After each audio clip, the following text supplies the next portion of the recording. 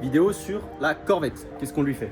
On lui fait un test de compression et je vais vous montrer tout de suite dans la vidéo comment savoir si votre moteur il est en bonne santé ou en mauvaise santé, s'il est en fin de vie. Et pour savoir, il n'y a rien de mieux qu'un test de compression. Donc en gros, on va venir tester la compression de chacun des cylindres pour vérifier qu'il y ait bien le bon nombre de barres de pression dans chacun des cylindres. S'il n'y a pas la bonne pression, s'il n'y a pas assez de pression par exemple, le problème peut venir d'une segmentation qui est fatiguée ou alors de soupapes qui sont aussi soit encrassées avec la calamine. Les soupapes peuvent être usées aussi. Donc on va passer sans plus attendre à, je vais te montrer tout simplement comment on fait quoi. Pour ce faire, il te faut quoi? Il te faut un compressiomètre. C'est ce genre d'outil. Je vais te montrer exactement ce que c'est un compressiomètre.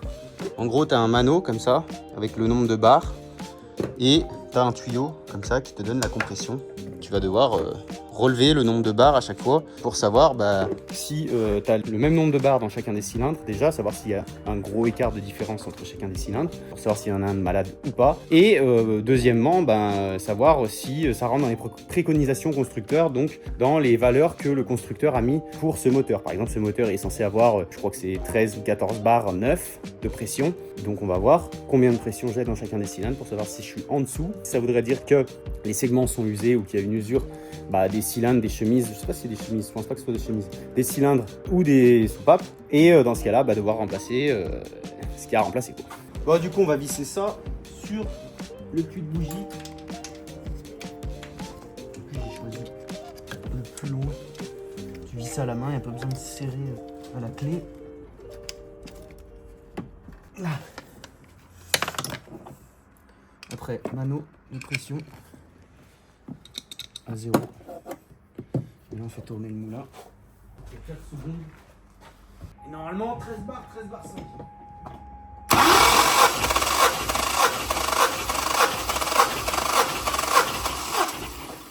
S'il n'y a pas 13, c'est chiant.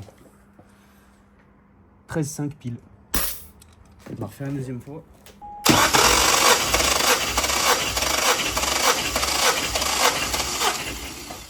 Deuxième fois. 13,5 pareil. Parfait. Bon nickel. Bon, je vais faire le donneur de leçon maintenant. Quand vous faites ce test, il faut toujours accélérer à fond pour ouvrir au maximum les papillons pour que le moteur aspire un maximum d'air et que le test soit fait bien quoi, que ce soit assez précis. Moi, le donneur de leçon, je n'ai pas fait ça.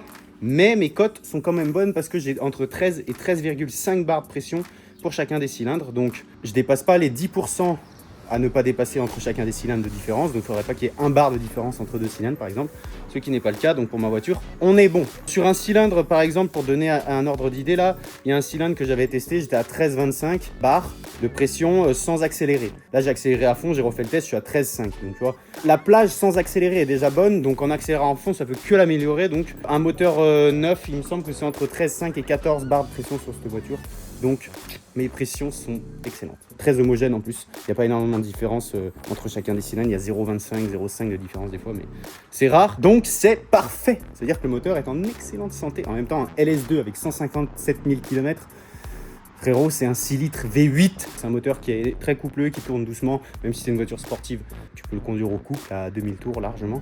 1000, 2000. Donc, c'est un moteur qui dure. Voilà, tout simplement. Bon les gars, en tout cas, j'espère que vous avez appris quelque chose avec cette vidéo, que j'ai pu vous aider dans vos tests de compression et dans votre apprentissage de la mécanique, tout simplement. Parce que moi, j'aime bien, tu vois, me salir les mains de temps en temps, faire mes petits trucs. Parce qu'un test de compression, je sais pas, tu l'emmènes chez le mécano, ça te coûte un peu une coupe. C'est chiant, ça sert à quoi de l'emmener au garage alors que tu peux le faire toi. T'achètes ton compressiomètre à 20 balles sur Amazon et tu le fais toi et c'est très bien. Tu demandes à ChatGPT tes compressions d'origine et puis t'es bon. Voilà, tout simplement, regarde.